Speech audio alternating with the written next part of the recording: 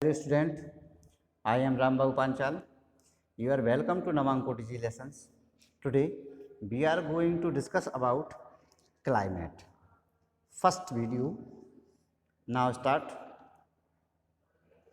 In the last two chapters, you have read about the landforms and the drainage of our country. These are the two of the three basic elements that one learns about the natural environment of any area. Previous videos में हम already drainage systems और India में जितने भी physicals divisions हैं like hilly areas, plateau, coastal regions and desert areas पर already discussion कर चुके हैं। किसी भी इन्वायरमेंट में या फिजिकल लैंडफॉर्म्स में या किसी कंट्रीज़ में जो आपके थ्री एलिमेंट्स होते हैं, उन एलिमेंट्स में आपका first drainage systems, second physical divisions and third environment से रिलेटेड होता है। इसको वो जो आपका एरियाज है, मतलब जो आपके थ्री टाइप्स के जो एलिमेंट्स हैं, drainage and physical divisions and environment, ये सभी एलिमेंट्स किसी भी कंट्री में अवेलेबल होते हैं। In this chapter you will learn about the third. तो इस चैप्टर में हम वो थर्ड वाला जो टॉपिक्स है इन्वायरमेंट से रिलेटेड, उसके ऊपर डिस्कशन करेंगे। That is the atmospheric conditions that prevail over our country. तो इस टाइप का जो आपका थर्ड पॉइंट है वो क्लाइमेटिकल कंडीशंस है, जिसके ऊपर हम डिस्कस करने वाले हैं। Why do we wear woollens in दिसंबर,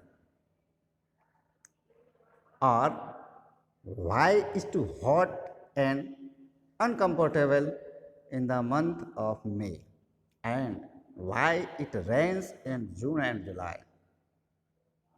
तो ऐसा क्यों होता है कि हम दिसंबर का जो विंटर सीजन होता है उसमें हम ऊन वाले क्लॉथ्स को वियर करते हैं, और समर सीजन में क्यों हमको अनकंफर्टेबल फील होता है, रेनी सीजन जून एंड जुलाई में ही क्यों होता है। तो इन सारे क्वेश्चंस के आंसर हमको इस चैप्टर में मिलने वाले हैं। The answers of all these questions can be found out while studying about the climate of India. तो हम इंडिया के क्लाइमेट से रिलेटेड डिस्कशन करने वाले हैं। उसमें हमारे बहुत सारे क्वेश्चंस के आंसर हमको अचीव हो जाएंगे, मिल जाएंगे। तो क्लाइमेट की हम जब भी बात करते हैं तो उसमें टू वर्ड्स होते हैं, एक आपका क्लाइमेट होता है और एक आपका वेदर होता है, क्योंकि दोनों में ही थोड़ा सा ही डिफरेंट है।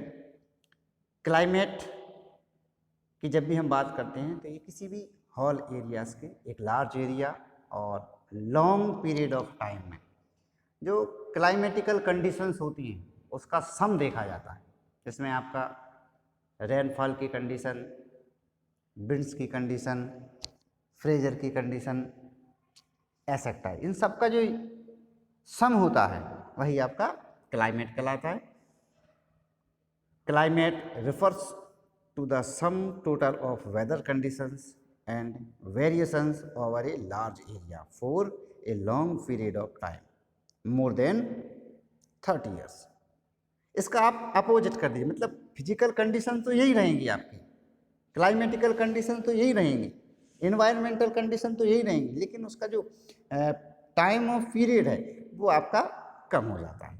Weather refers to the state of the atmospheric over an area at any point of time. अब जो पॉइंट्स होती हैं जिनका हम कैलकुलेशन करते हैं, जिनका हम सम करते हैं, वो कौन कौन सी हैं? The elements of weather and climate are the same, that is temperatures, atmospheric pressures, wind, humidity and precipitation। तो इतने सारे पॉइंट्स हैं, एलिमेंट्स हैं, इसको हम क्लाइमेट्स के एलिमेंट्स भी बोल सकते हैं, फैक्टर्स भी बोल सकते हैं, कि इनका हम सम करते हैं और सम में जिस एलिमेंट्स की फ्रिक्वेंसी ज़्यादा होती है उस एरियाज में उसी टाइप की क्लाइमेटिकल कंडीशन बुल्ट होती है। Okay, you may have observed that the weather condition fluctuate very often even within a day.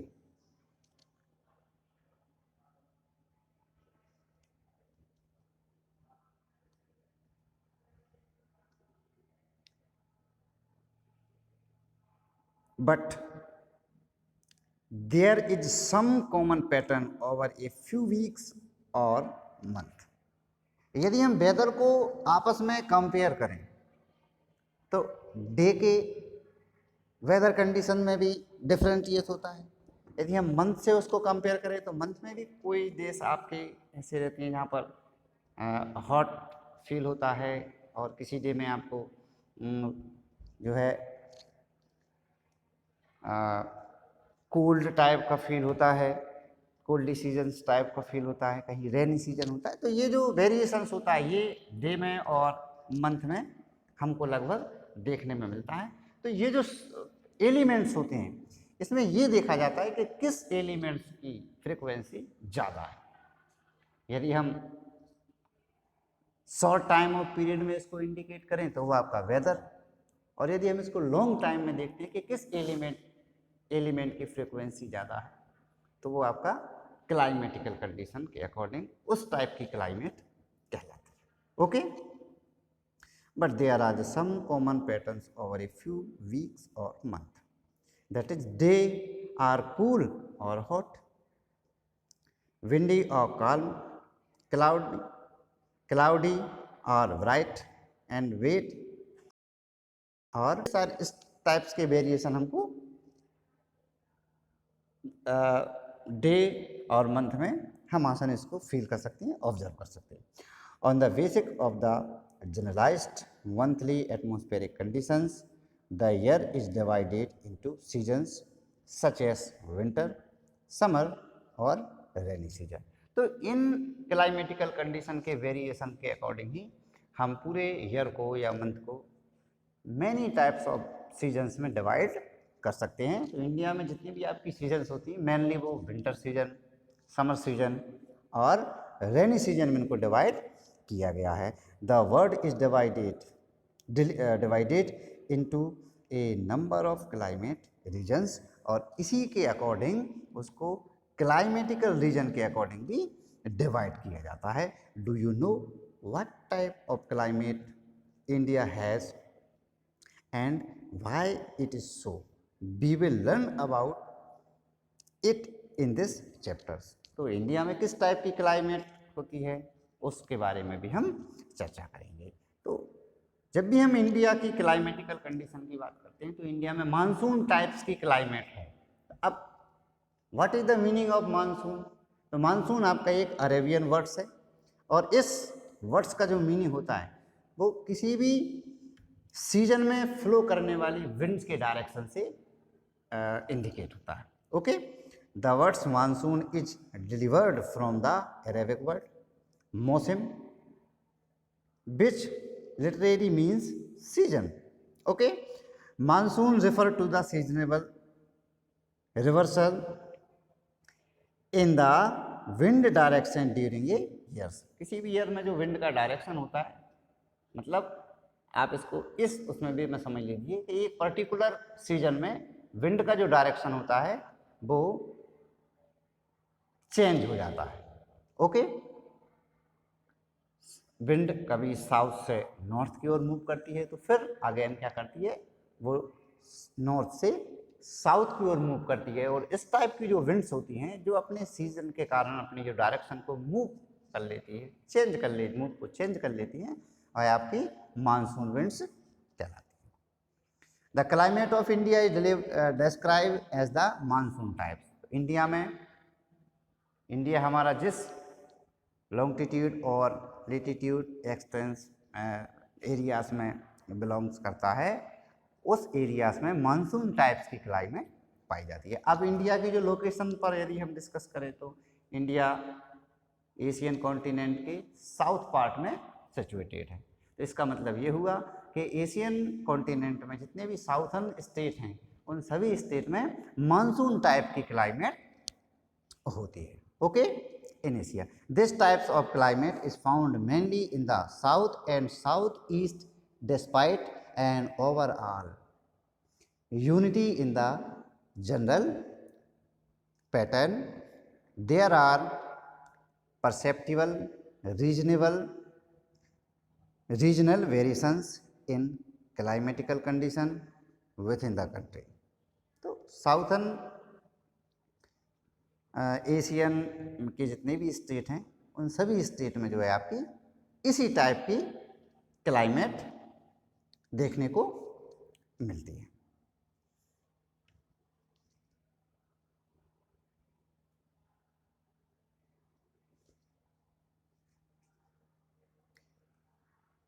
Let us take two important elements, temperature and precipitation, and examine how they vary from place to place and season to season.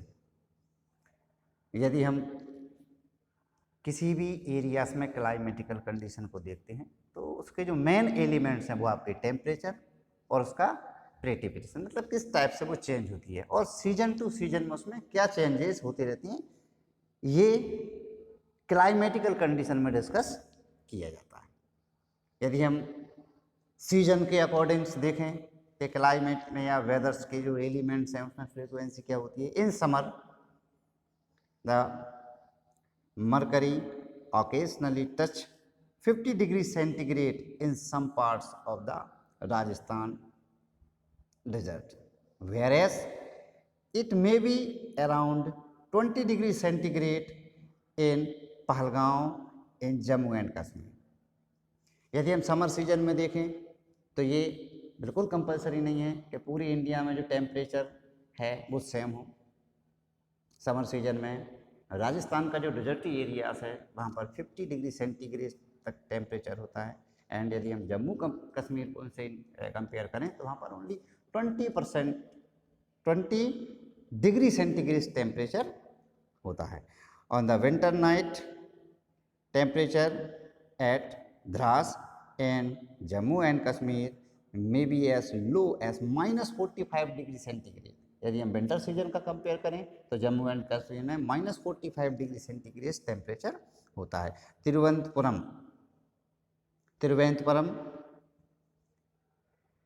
On the other hand may have a temperature of 22 degree centigrade. Winter season में केरला की जो capital है तिरुवनंतपुरम, वहाँ का temperature 22 degree centigrade होता है। तो इस टाइप से हमको ये डिफरेंशिएट क्लियरली बिल्कुल दिख रहा है कि इंडिया में सेम सीजन में भी सभी स्टेट का टेम्परेचर में डिफरेंट होता है।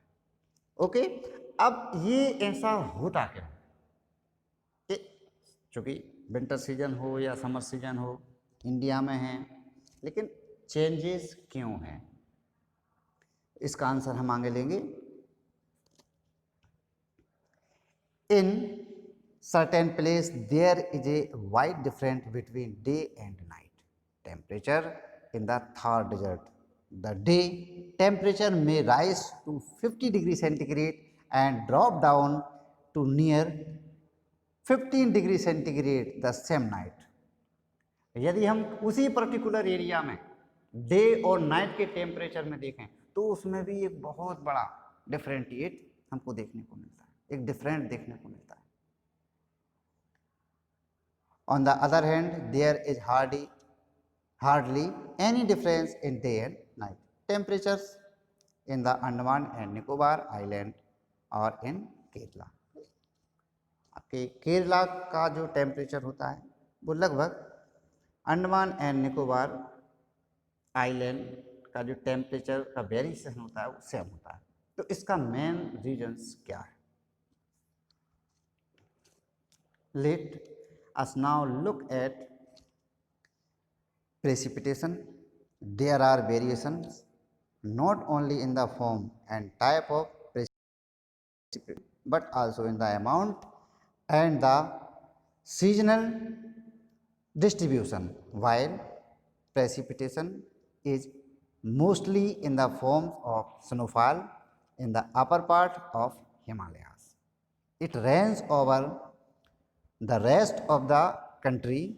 The annual precipitation varies from over 400 centimeter in Meghalaya to less than 10 centimeter in Ladakh and western Rajasthan. Most part of the country received rainfall from June to September, but some parts like the Tamil Nadu etc. तो India की यदि हम climate के जितने भी आपके elements होते हैं और जो सीजन्स होती हैं, वहाँ के टेम्परेचर में डिफरेंटिएट होता है, रेनफॉल में डिफरेंट होता है, फ्रेजर में डिफरेंट होता है, ऐसा क्यों है? तो यहाँ पर कुछ ऐसी फिजिकल फ्यूचर्स हैं जो उसके लिए रेस्पॉन्सिबल हैं।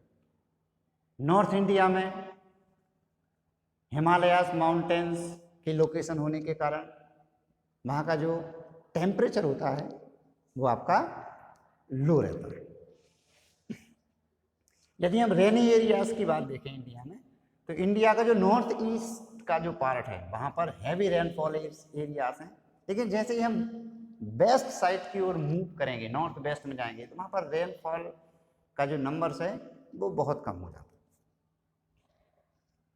इंडिया के वे एरियाज जो कोस्टल रीजन्स के नियर में है, वहाँ का टेम्परेचर विंटर और समर सीजन में इक्वल रहता है, तो उसको कोस्टल रीजन्स या सी या इंडियन ओशियंस उसके लिए रेस्पॉन्सिबल है। Okay, next, coast areas. A large portion of its rain during October and November. तो इंडिया का जो कोस्टल रीजन्स होता है, रेनफॉल की कंडीशन देखें तो मेनली तमिलनाडु स्टेट में जो रेनफॉल सबसे ज़्यादा होती है वो आपकी अक्टूबर और नवंबर के आसपास होती है। In general coastal areas experience less contrast in temperature conditions. Seasonal contrasts are more in the interior of the country. There is decrease in rainfall generally from east to west in the northern plain. यदि हम north India की rainfall की condition को देखें तो north India में east वाले portion में रेनफॉल अच्छी होती है, और जैसे जैसे हम वेस्ट की ओर जाएंगे तो वहाँ पर रेनफॉल का जो परसेंटेज है वो लो होता जाएगा, और साउथ इंडिया में आप इसका अपोजिट कर दीजिए। इसका मतलब ये है कि साउथ पार्ट में जो आपका वेस्टर्न कोस्टल एरिया है वहाँ पर रेनफॉल हैवी होती है, और जो उसका ईस्ट कोस्टल एरिया है वहाँ पर रेनफॉल की कंडीशन कम होती है। मतलब वेस्ट को यदि हम वेस्ट से ईस्ट के कोस्टल एरिया को कंपेयर करेंगे तो वेस्ट में ज़्यादा होती है और ईस्ट वाले कोस्टल एरिया में रेनफॉल कम होती है। Why the houses, these variation have given rise to variety in leaves in the peoples in terms the food they eat, the clothes they wear and also the kinds of houses they live। तो इतने सारे variations होने के कारण, डिफरेंटिएट होने के कारण India के सभी एरियाज में जो पीपल्स हैं उनका फूड, उनके क्लॉथ्स और उनके हाउसेस में हमें जो डिफरेंट है वो जनरेट होता है और वो हमको दिखाई देता है। Why the houses of Rajasthan have thick walls and flat roofs. Rajasthan में जितने भी हाउसेस होते हैं इनकी जो वॉल्स होती हैं वो मोटी होती हैं और छतें पतली होती हैं, चपटी होती हैं। Okay, why is it that the houses in the Tarai regions and in Goa and Mangalore have sloping roofs. जो मैंगलोर्स का एरिया है या गोवा का एरिया है, वहाँ पर जो हाउसेस की जो रूफ्स होती हैं, छतें होती हैं, वो क्यों होती हैं, उनमें ढाल क्यों होता है, स्लोप्स क्यों होते हैं? And why houses in Assam are built in stilts. Assam state के जो घर होते हैं, तो वो जो उनके हाउसेस होते हैं, वो किस पर, बांस के खंभों पर बनते हैं, स्टिक्स पर बने हुए। तो ऐसा क्यों होता है? तो इन सब के लिए मेनली जो रेस्पॉन्सिबल है वो इंडिया की क्लाइमेट रेस्पॉन्सिबल है। नेक्स्ट हमारा जो टॉपिक है वो है क्लाइमेटिक कंट्रोल्स। तो किसी भी एरियाज के में जो क्लाइमेट होती है उसको अफेक्टेड कौन करता है, उसको कंट्रोल कौन करता है? वो जो एलिमेंट्स हैं वो आपके मेन रूप से latitude, altitude, pressure and wind systems, distance from the sea, ocean currents and relief features. ये मेनली वो फैक्टर्स हैं जो किसी भी एरिया के क्लाइमेट को अफेक्टेड करते हैं। ओके, नेक्स्ट हमारा है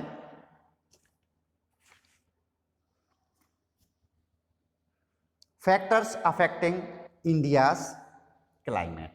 लेकिन हम चूंकि इस चैप्टर में मेनली हमारा जो फोकस है वो इंडिया की क्लाइमेट पर है, तो इंडिया की क्लाइमेट को चेंजेस करने वाले, अफेक्टेड करने वाले जो फैक्टर्स हैं वो कौन कौन से हैं? फर्स्ट है आपका लेटीट्यूड। तो चूंकि हमारा इंडिया नॉर्थन हेमीस्फीयर में सिचुएटेड है, तो यहाँ का जो लॉन्गिट्यूड और लेटीट्यूड डिस्टेंस है, हम लाइन ऑफ इक्वेटर के नियर अबाउट हैं। ट्रॉपिक ऑफ कैंसर इंडिया को ऑलरेडी 2 इक्वल पार्ट्स में डिवाइड करती है। इसके कारण इंडिया का एक पार्ट जो नॉर्थ साइड का है वहाँ की क्लाइमेट, और एक पार्ट वो है जो ट्रॉपिक ऑफ कैंसर के साउथ में सेकंड आपका वो पार्ट है, यहाँ की क्लाइमेट में भी चेंजेस होता है। क्योंकि ट्रॉपिक ऑफ कैंसर के जो साउथ का पार्ट है वो सी से आपका टच है, और एक पार्ट वो है जो आपका ट्रॉपिक ऑफ कैंसर के नॉर्थ में है, वो आपका हिमालय माउंटेन रीजन के नियर में है। तो इनका इफेक्ट उस एरिया पर पड़ने के कारण वहाँ की क्लाइमेटिकल कंडीशंस भी चेंजेस होती है। Okay, second altitude. एल्टीट्यूड में हम देखें तो इंडिया के नॉर्थन साइड में हिमालय माउंटेन सिचुएटेड है, जिसकी एवरेज हाइट 6000 मीटर है। अब ये 6000 मीटर की हाइट होने से हमें इसका क्या बेनिफिट है या क्या लॉस है? तो इससे हमें बेनिफिट ज़्यादा है। फर्स्ट बेनिफिट ये है कि सेंट्रल एशिया से जो कोल्ड विंड्स फ्लो करती जाती हैं वो नॉर्थ में जो हमारा माउंटेन रीजन्स है उससे वापस हो जाती हैं, तो इंडिया में बहुत ज़्यादा कोल्डली सीजन्स नहीं आ पाता। और सेकंड इसका बेनिफिट ये है कि बे ऑफ बंगाल से जो मानसून विंड्स जाती हैं वो हिमालय माउंटेन से टकराकर हमें हैवी रेनफॉल देती हैं। Okay, third pressure and winds. Pressure और विंड भी हमारी इंडिया के क्लाइमेट को अफेक्टेड करती हैं। The climate and associate weather conditions in India are governed by the following atmospheric conditions. First, Fraser and surface winds. Winds कितनी type की होती हैं? तो second, upper air circulation, and third, western cyclonic disturbance and tropical cyclone. तो India में इतनी सारी winds और फ्रेजर भी इंडिया के क्लाइमेटिकल कंडीशंस को अफेक्टेड करता है। India lie in the regions of north easterly winds. These winds originate from the subtropical high pressure belt of the north. Next, hemisphere, they blow southward. Gate, deflected to the right due to the Coriolis force। अब इसमें एक बहुत ही main important word आ गया, Coriolis force. हम Coriolis force पर चर्चा करेंगे, ये क्या होता है।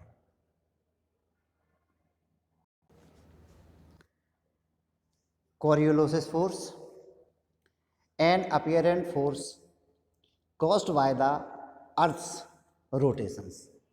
The Coriolis force is responsible for deflecting winds towards the right in the northern hemisphere and towards the left in the southern hemispheres.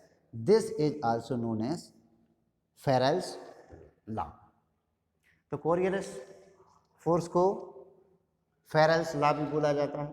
अब ये क्या लॉ, ये लॉ क्या बोलता है, ये बोलता है कि लाइन ऑफ इक्वेटर ने पूरे अर्थ को 2 इक्वल पार्ट्स में डिवाइड कर दिया है। नॉर्थ साइड का northern hemisphere and south side का जो है वो साउथर्न हेमीस्फीयर है। ओके, जो विंड की मूविंग करने की जो साइड है, चूंकि अर्थ आपकी रोटेट हो रही है, मूव कर रही है, तो इसमें जो विंड का जो डायरेक्शन है वो नॉर्थर्न हेमीस्फीयर में राइट हैंड की ओर, राइट साइड की ओर मूव कर जाती है विंड्स, एंड लेफ्ट में आपकी, साउथ में आपकी लेफ्ट हैंड की ओर विंड्स मूव करती हैं। और इसी विंड्स के मूव करने के रीजन्स को कोरियोलिस फोर्स कहा जाता है। क्योंकि नॉर्थर्न हेमीस्फीयर में आपका इंडिया, तो यहाँ पे जितनी भी आपकी विंड का जो डायरेक्शन होता है वो राइट हैंड की ओर, अर्थात वेस्ट से ईस्ट की ओर विंड्स आपकी मूव करती है। ओके, नेक्स्ट है आपका जेट स्ट्रीम, जो आपके इंडिया के क्लाइमेटिकल कंडीशन को अफेक्टेड करता है। These are the narrow belt in high altitude above 12,000 westerly winds in the troposphere. Their speed varies from about 110 km per hour in summer to about 184 km in the winter. A number of disparate jet streams have been identified. The most content are the mid latitude and the subtropical jet stream. Jet stream का जो areas है वह आपका troposphere है, क्षोभ मंडल। तो troposphere में ये आपकी 12,000 मीटर्स के ऊपर विंड मूव करती हैं। ये वेस्टर्न विंड्स होती हैं। इनकी जो स्पीड है वो स्पीड आपकी समर सीजन में 110 kilometre per hour and summer season में 184 किलोमीटर पर आवर्स इनकी स्पीड है, जिसका इफेक्टेड इंडिया की क्लाइमेटिकल कंडीशंस पर पड़ता है। और इंडिया में जो सीजन्स में जो वेरिएशंस हमें देखने को मिलता है वो इसी का मेन रीजन है। नेक्स्ट है western cyclonic disturbance. The western cyclonic disturbance are weather phenomena of the winter months brought in by the westerly flow from the Mediterranean regions.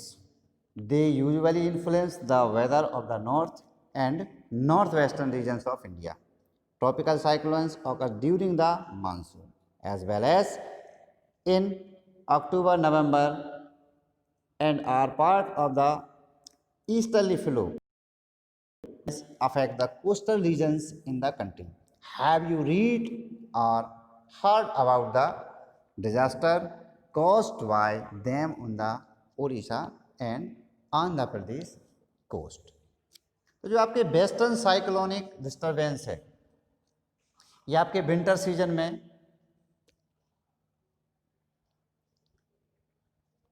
India में डिस्टरबेंस करते हैं। इंडिया का जो आपका नॉर्थन एंड वेस्टर्न पार्ट है वो इससे सबसे ज़्यादा अफेक्टेड है, जिसके कारण अक्टूबर एंड नवंबर का में जो इंडिया के जो कोस्टल रीजन है, इसमें आपका मेनली आंध्र प्रदेश एंड उड़ीसा के जो कोस्टल हैं वहाँ पर तो सुनामी नामक जो है आपकी डिजास्टर अफेयर। तो इस चैप्टर में हमने ये क्लाइमेट का मीनिंग, वेदर का meaning, climatical controllers and India में जितने भी आपके वो फैक्टर्स हैं जो इंडिया की क्लाइमेट को अफेक्टेड करते हैं उसके ऊपर हमने डिस्कस किया। I hope you have understood very well. In the next video, we will meet with the new topics. Thank you.